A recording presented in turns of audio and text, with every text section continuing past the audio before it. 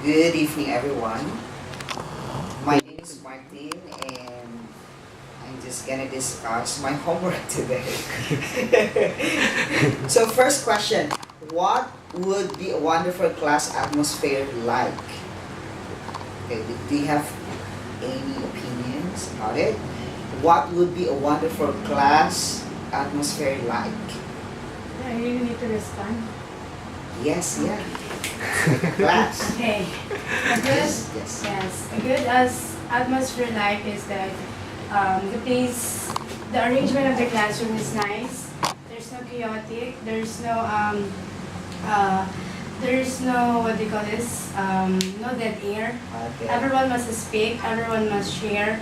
And a good atmosphere is there is nice presentation of the topics as well as the sharing is open to everyone, and the knowledge and the information to be able to discuss must be discussed in the appropriate time, in the appropriate day.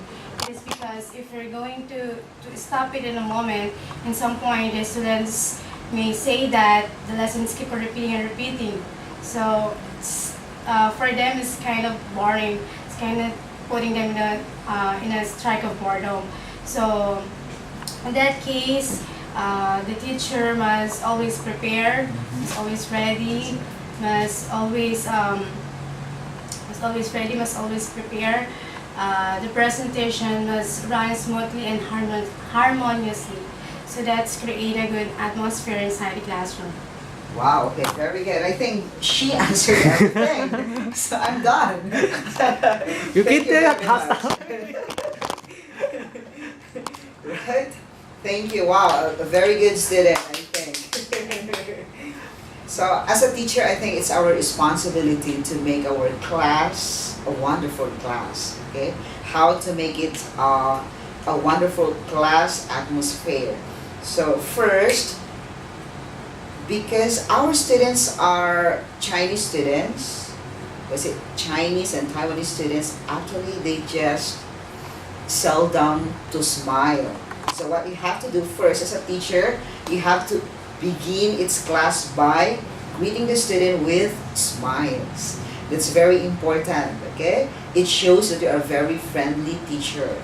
And then, of course, your students won't be scared that when you are teaching them because you are smiling. It shows that you are very confident.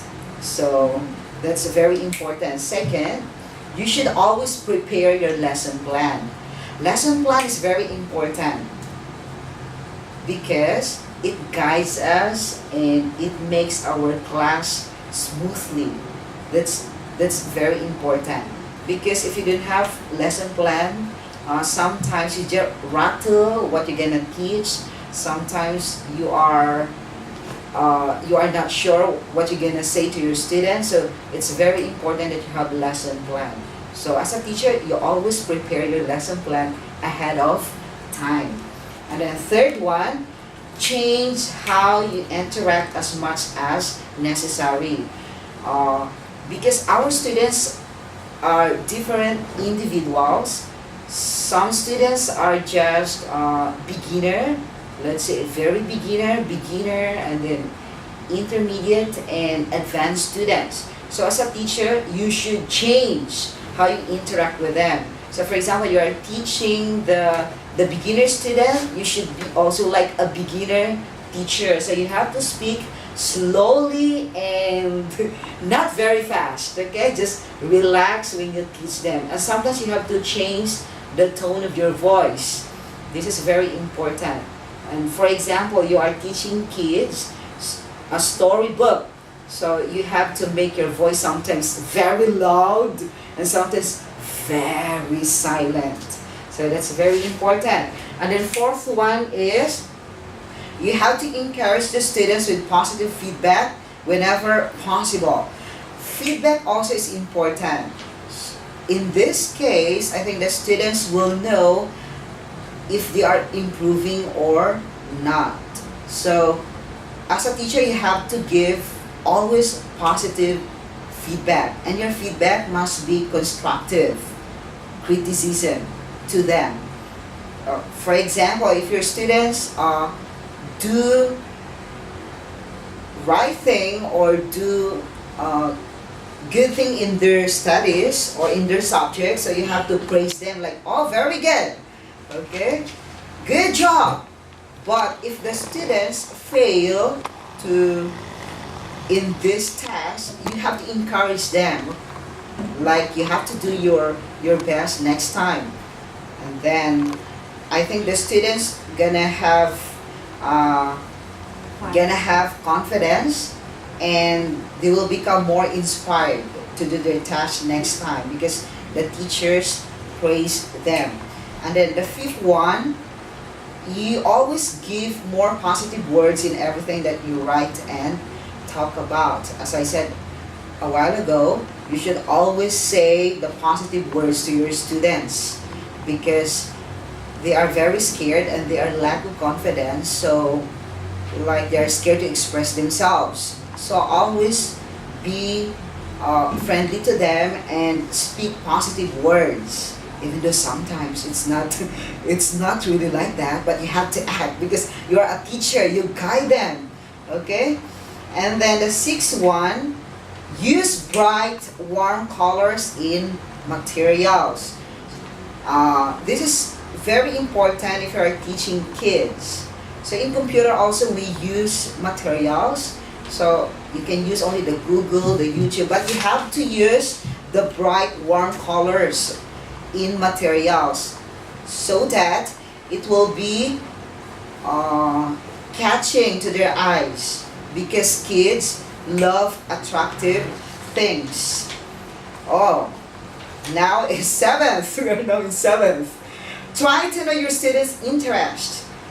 In this case, it will be easier for you to relate to your students if your topic is related to their interest and hobbies. So when you teach, you have to ask your students like, what are your hobbies? Do you like this? Don't you like that? So that you can have a long and nice conversation to each other. Because if the students talk about their interests, I think they have a lot of opinions and ideas about that. And eighth one, give interesting homework. Okay, student, what is your opinion about this? You have to give interesting homework. Okay, do you have any idea? For example, when you give homework to your student. Maybe one good example is cutting off pictures because kids likes to explore, likes to see pictures, nice pictures, cartoons, caricatures, they like those. So I think one way of attacking students in having a good assignments in order for them to be motivated well is cutting off pictures or making collage. Okay. Oh, that's the right example. Actually, very good example. And then, if you give homework or interesting homework, it shows that you are very interested to them and you love them and you care for your students. And then you feel that you want them to learn more. So homework also is very important. And then 9-1. Before you start, you have to check everything because we're teaching in online. So you have to check your computer and in the internet, your lesson plan, so that the flow of your class will be very smooth and no interruptions and interactions. And then the last one, okay? Last but not the least, you have to love your students and what you are doing. This is very, very important. Actually, the word I think, I is love. Why? I is love in Chinese language. And then think, we have to think. So, as I said, you have to love your student. Loving your students just like loving your job. Because if you don't love your job, I think it's very easy for you to teach your students.